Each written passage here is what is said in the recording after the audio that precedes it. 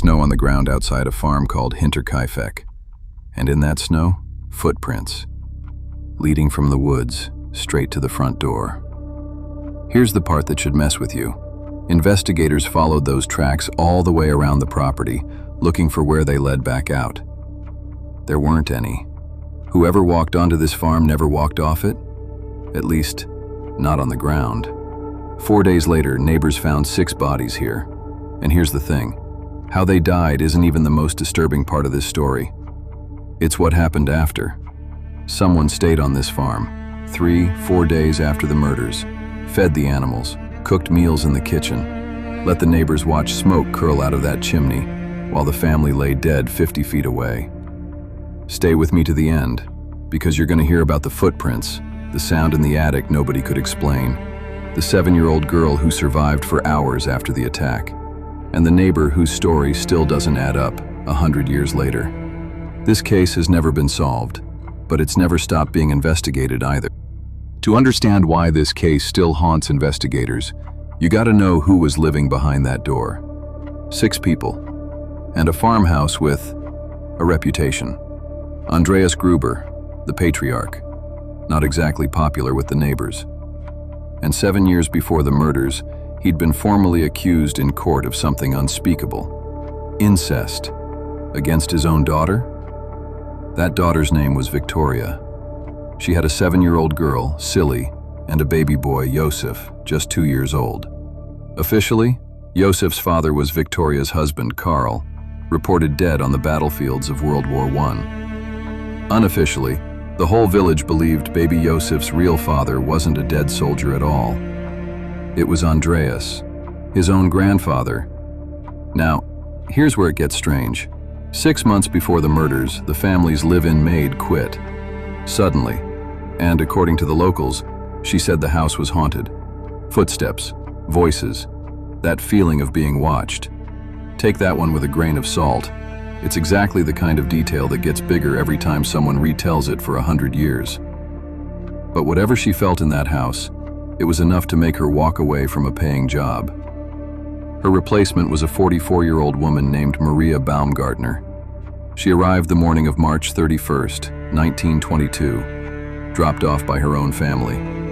She'd been on that property a matter of hours before nightfall.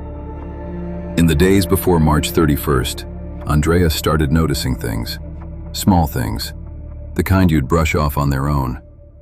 But stack them together, they paint the picture of a man who knew, somewhere in his gut, something was very wrong. 1. Those footprints, tracks from the tree line straight to the house, no tracks going back. 2. Footsteps, in the attic, above their heads, at times when everyone in the house could be accounted for somewhere else. 3. The house key went missing.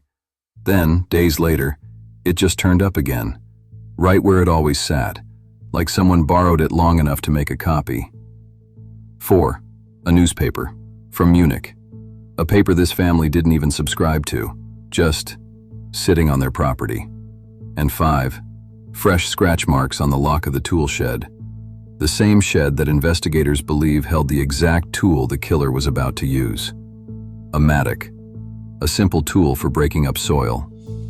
Andreas told a neighbor about all this, days before the 31st. Unsettled, but not unsettled enough to leave. I mean, where was he supposed to go? This was his home. He had no idea whoever, or whatever, had been watching this farm was about to stop watching and start acting. March 31st, nightfall. Somewhere on this property, a killer is waiting. And over the next few hours, 4 members of the Gruber family are going to walk into that barn, one at a time. None of them walk back out. Investigators think Andreas went out first, maybe called out by a noise, maybe asked to check something. The second he stepped inside, struck down with the mattock.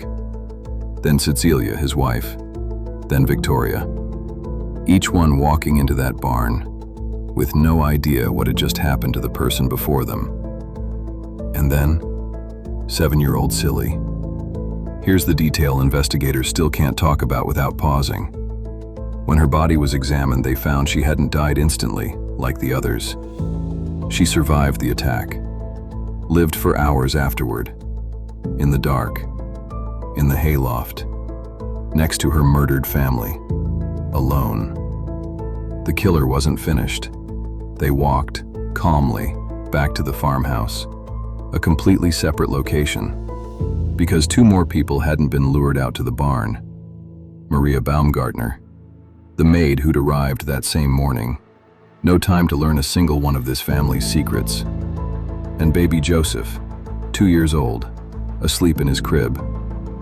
6 people, 2 locations, 1 killer moving between them without rushing. This wasn't a robbery gone wrong. This was methodical. And once it was done, the killer didn't run.